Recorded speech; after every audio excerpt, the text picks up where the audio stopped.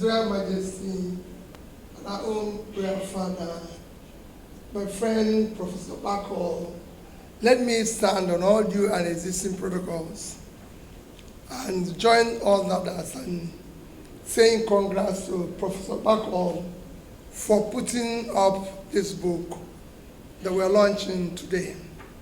When I came in and listened to what Professor Bol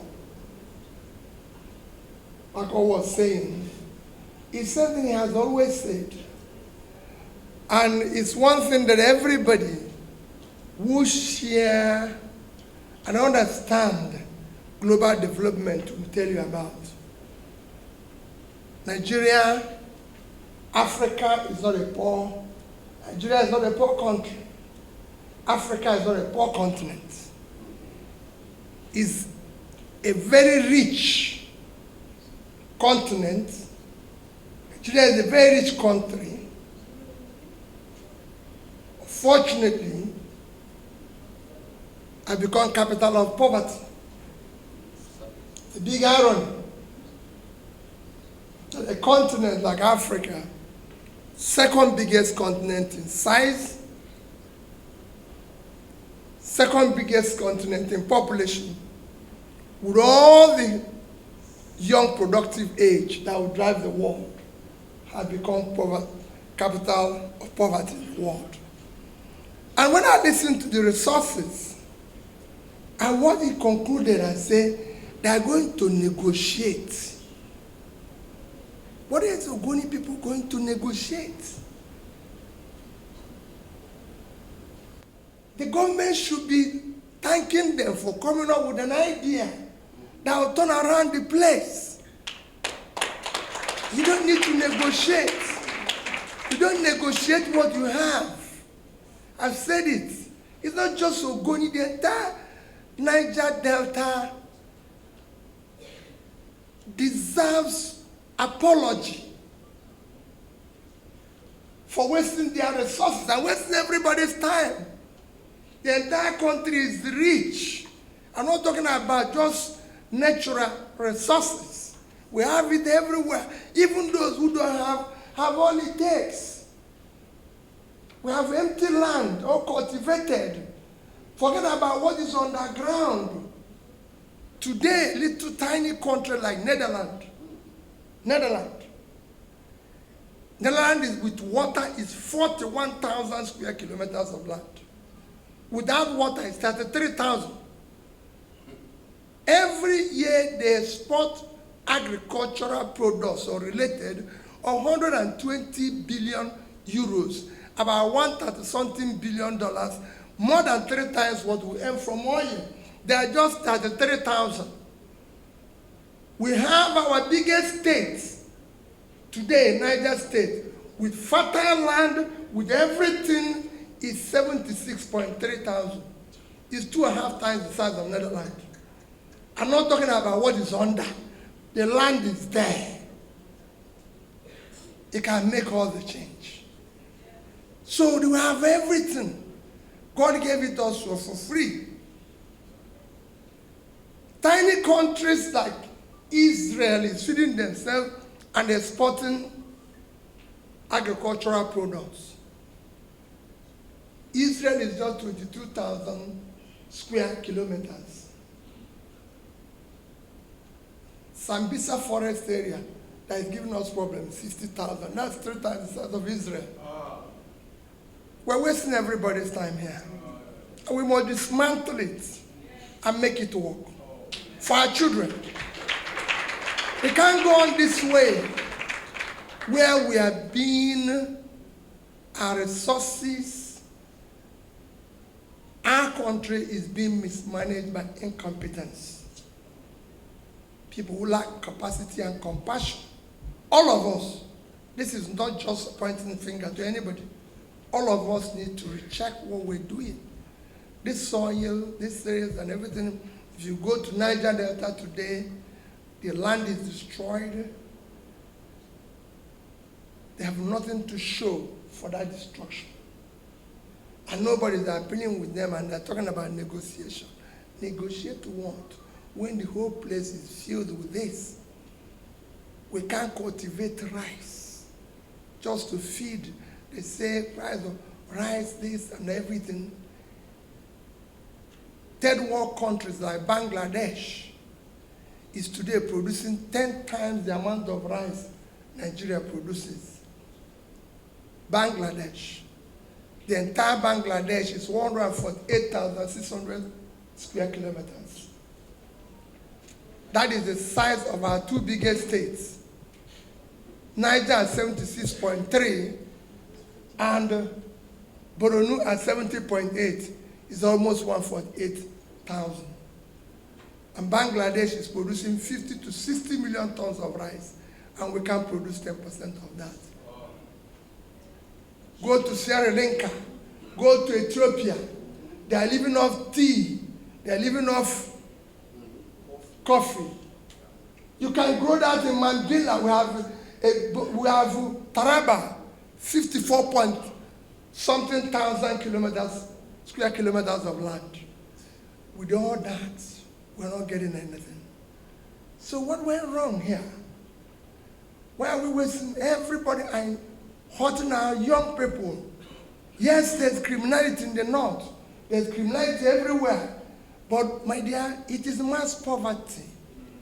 The more you put people out of poverty, the more you reduce criminality. It's natural way of fighting it. And what we have it here, it is there. God gave it for free. We have talented young people who have the drive. But people like me, in elite conspiracy, have refused the country to move. They're not talking about religion. They're talking about tribe, talking about nonsense. Is there any tribe that buys bread cheaper in this country? Is there any religion that buys food cheaper? So why is all this? It is time to dismantle this criminality and get the country to work for everybody. And that's what we're saying every day. Let those who have oil, we will help them. Restructure it. Like he said, tax them appropriately. Let people keep what they have. We organize the country. Even if we're not going to do it tomorrow, let's plan it for tomorrow. In order to get the place to work and be productive. Like he mentioned, Singapore didn't have anything. They offer service. And today, they have all it takes. They don't even have land.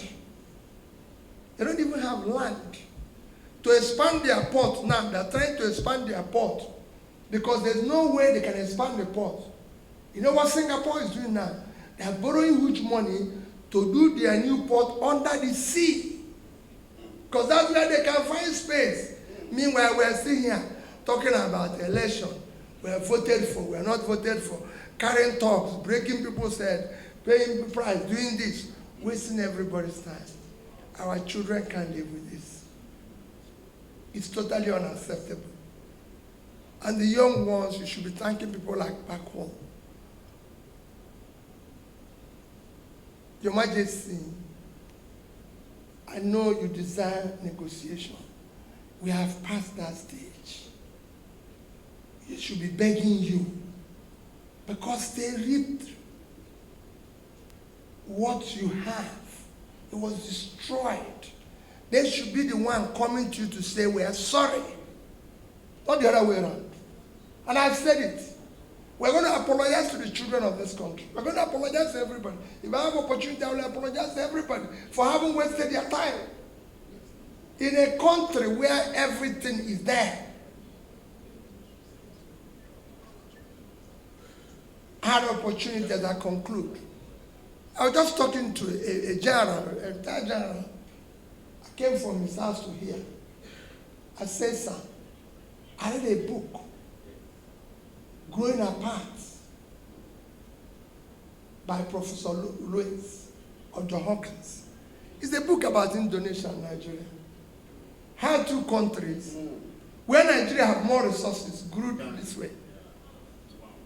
And that took me to go to Indonesia early this year, met from the ministers to the president to discuss that. They won't come and listen to you. You're talking about taking it to government. They won't read it. That's why they're not here. Every other place, they would have been here. James Robinson wrote Why Nations Fail.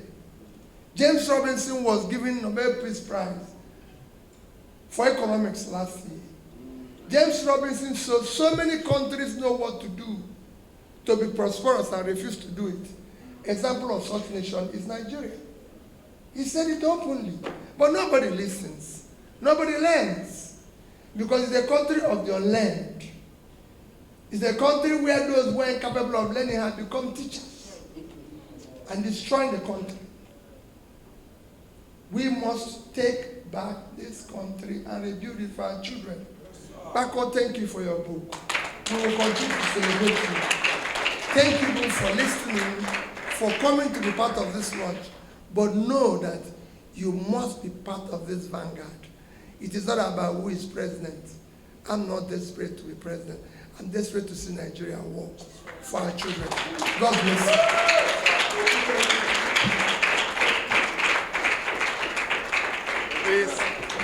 Please, another round of applause.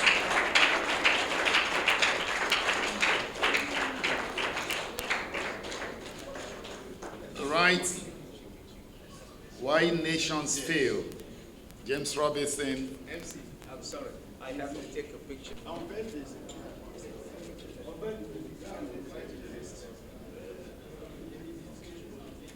Your Excellency, when you are done, you will help us unveil the book. Thank you.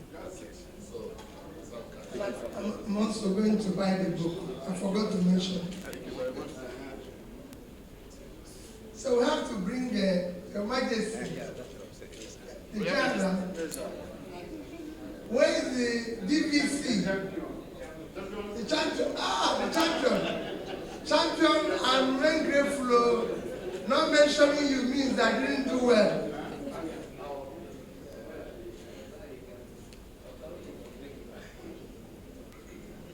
Prof. It's coming.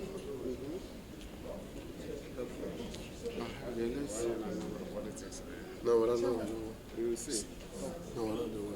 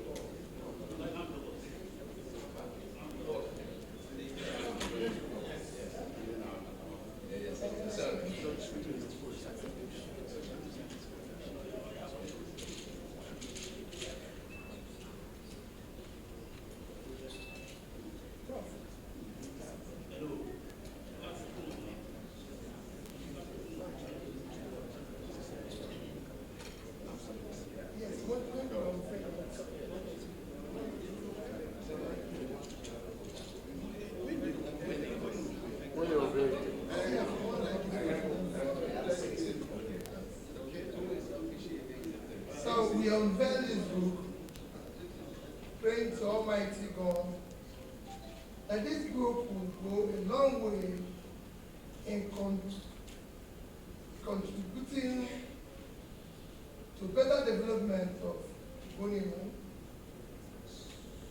Naija Delta, and our country, Nigeria, so we can build a better place for our own children and all Nigerians to help in managing our resources to the glory of God.